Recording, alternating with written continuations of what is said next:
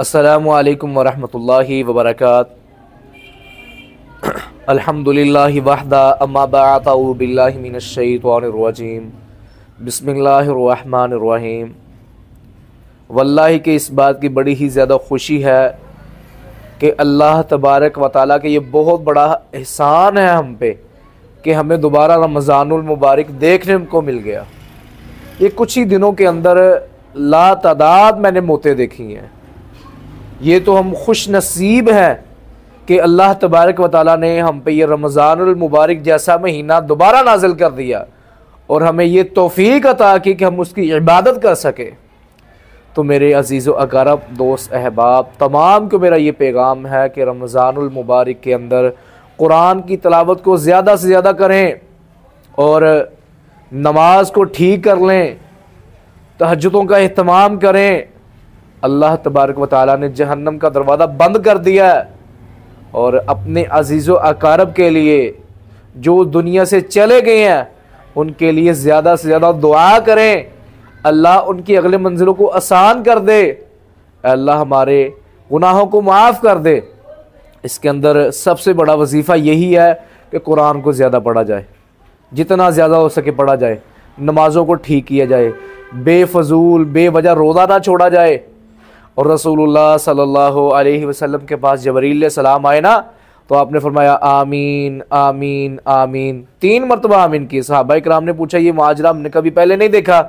आप अलैहिस्सलाम ने फरमाया मेरे पास फरिश्ता आया था, 3 बद्दुआएं दे के गया जिस पर मैंने आमीन आमीन आमीन कहा।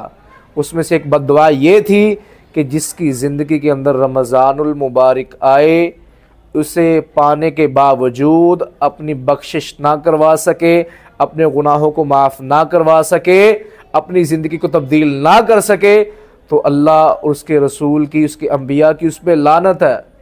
तो मेरे भाई अजीज़ व अक़ारब, हमने इस लानत से बचना है। हमने अल्लाह के सामने रो के गिड़गड़ा के दुआएं करनी है, रिज़्क़ के लिए, माल के लिए, औलाद के लिए, ज़िंदगी के लिए, आखिरत के लिए, सारी दुआएं करनी है।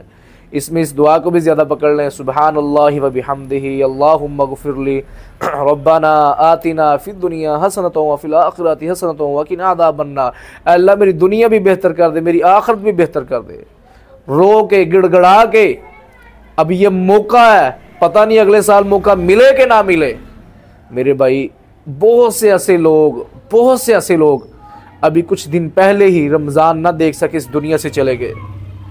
तो हम बड़े खुश नसीब हैं, ये अल्लाह का हम पे बहुत बड़ा एहसान है कि हमें दोबारा रमज़ानुल मुबारक देखने को दोबारा मिल गया रमज़ानुल मुबारक।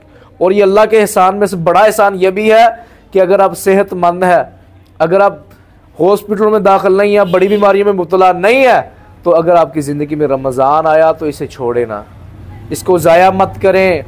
ये अल्लाह का बहुत बड़ा तोहफ़ा है, अल्लाह का बहुत बड़ा मेहमान है।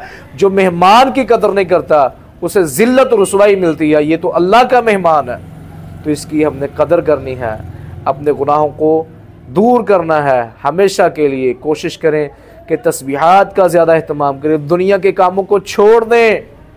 ये दुनिया वाले, ये ताजर हजरात बड़ा कुछ कहेंगे कि ये सीज़न आ चुका है। ये भाई रमज़ान जो सीज़न है ये गुनाहों को बख्शवाने का सीज़न है, ये जन्नत में जाने का सीज़न है।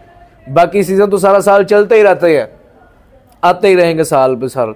तो मेरे भाई रमज़ानुल मुबारक को पालें, इससे फ़ायदा हासिल कर लें, अपनी बीमारियों से जान छुड़वा लें, अल्लाह से दुआ करें गिड़गड़ा कर रो के, तो इंशाअल्लाह अल्लाह ताला हमसे खुश हो जाएगा।